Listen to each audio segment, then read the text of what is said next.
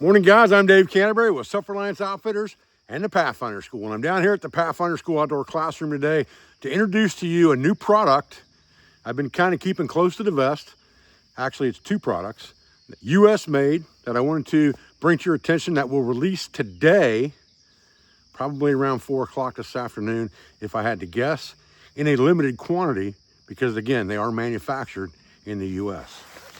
The first one is an M81 camouflage oil cloth haversack. This is exactly the same pattern as the original Pathfinder haversack, made from M81 camo in oil cloth, not ripstop canvas, actual oil cloth. And to go with that, we have an oil cloth tarp. Beautiful US made oilcloth M81 tarp. We're also going to release them in the normal dark brown color, like the old Pathfinder haversack and like the brown oilcloth tarps that are on the market today. They will all be made in the USA. They will all be Pathfinder branded. You can see that this one has a Pathfinder branding in black on the front of the haversack itself. The brown will be the same in dark brown thread, and there'll be a label inside, a hang tag label inside the oilskin tarps. The oilskin tarps will be released in 7x7, 8x8, 9x9, and 10x10 in both colors. You'll be able to pre-order those today. The haversacks we have in-house right now. However, the tarps are kind of a special order thing where we need to take some pre-orders for them with a couple, 3 weeks lead time so that we can manufacture what we have sold. All right, we're going to manufacture them starting as they sell so that we're keeping up with it in real time, but there's a manufacturing process time in there. And again, we're selling 8 different SKUs because you have 4 tarps in 2 colors. So until we figure out what's going to sell the best for us and what we want to stock on the shelves, for right now, this is a pre-order manufacturing being made as they are ordered, okay? Again, the haversacks we have in stock in both dark brown and the M81.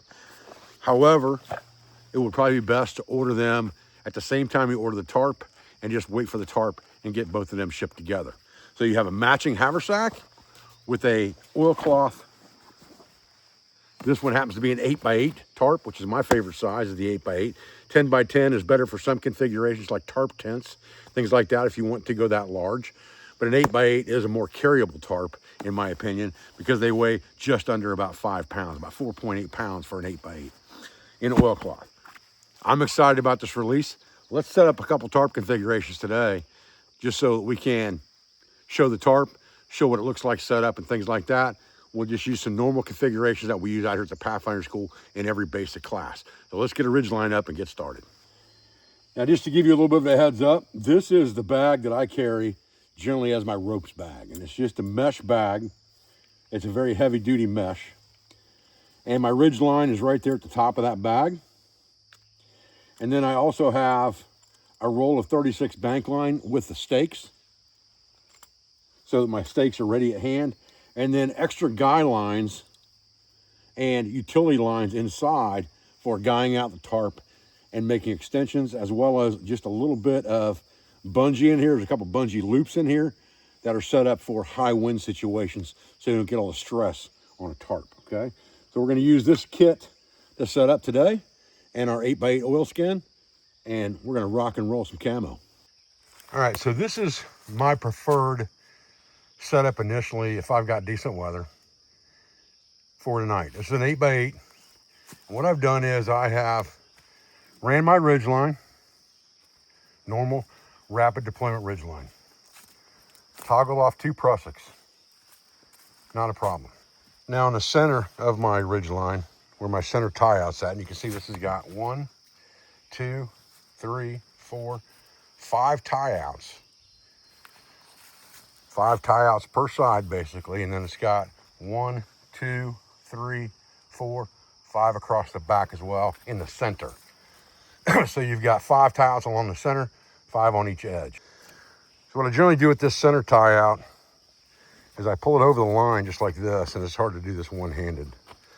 But I'm going to poke a stake in there and around just like this, and just leave it lay right there, and that connects that tarp to that ridge line if there's any wind, so it can't flop around. I tuck in these corners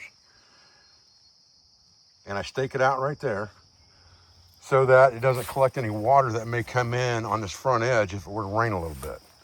And you can always fold this flap in a little bit if you like to as well, especially for inclement weather.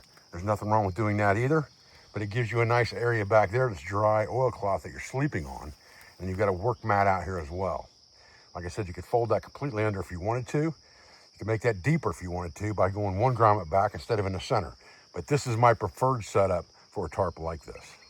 Now, the Plow point is arguably one of my favorite shelters, no doubt.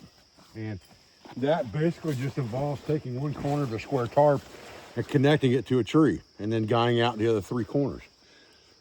I use a utility rope for this, and it works really well because what you can do is you can take that utility rope, you can put it at any height you want, and you can wrap it through this bowline 2 times, just like this. And when you cinch it down, it's going to stay cinched on the tree and it's not going to move. So instead of going through the bowline 1 time with the line, you go through it twice. That leaves you with this toggle. And now you just take this toggle that you've got on the line and you pinch it just like this.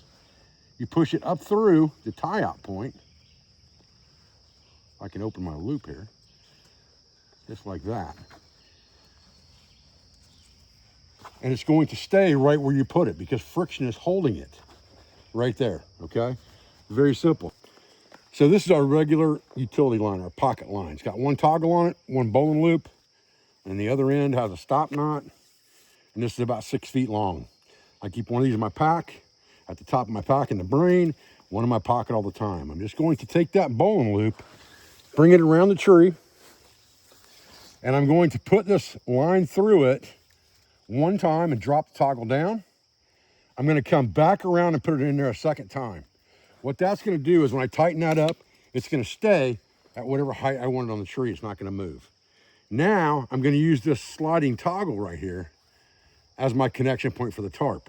So I'm just going to fold this line up on the toggle, just like this, and hold the toggle in my hand with the line pinched.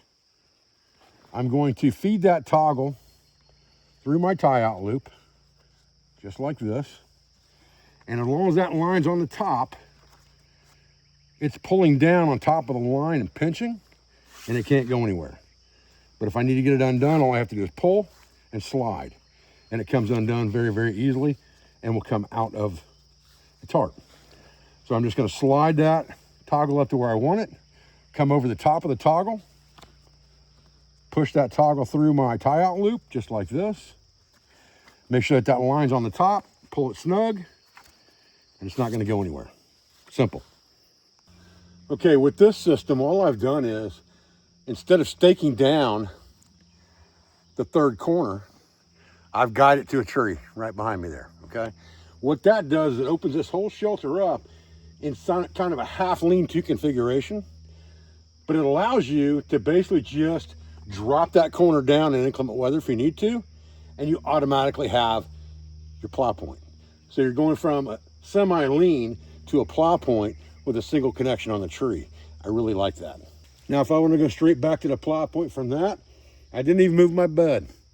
All I did was drop that 3rd corner down and guide the middle tie-out loop out to lift the center up, and I'm ready to rock and roll. So I've got a 2-for-1 shelter system that way, and this is about my favorite way to use a tarp. Next to the envelope, where you've got a ground cloth built in, this is probably my 2nd favorite system right here, is a semi-lean to a plow point or a plow point to a semi-lean. Works really, really well. Now, truly understanding connections is everything, okay? So this is just another utility line that's tied to that tarp at the guy point. I have an extension of another utility line here, and all I did, pop this out real quick. All I did with this line was I put a lark shed in the line to form a slipping loop. It'll stop on that stop knot, okay? I take that toggle the same way I did in my plow point, and I pinch those 2 lines together and put them through the loop. And then all I have to do is draw down the one line to tighten everything up, and it's not going anywhere that way. I have to take it loose by pulling it to make it come loose once it's pinched in there. So obviously this video is about the camouflage and brown oilcloth tarps and haversacks that we're getting ready to release on our website today. But I wanted to throw a few tips and tricks in there about the cordage management system and ways to connect things, because I'm a real believer in the fact that if you've got a few pieces of cordage with you set up in that cordage management system, you've got some guy lines that are pre-set up with toggles on them, things like that. You've got a rapid deployment ridge line. There's almost nothing you can't do and make with the versatility of a good tarp like this camouflage oilcloth behind me, or any other tarp that you choose to use, really, that's got multiple tie-out points, multiple guy-out points on it, will work. This stuff is just a heavy-duty, pretty much bulletproof type material that's really good for the modern woodsman.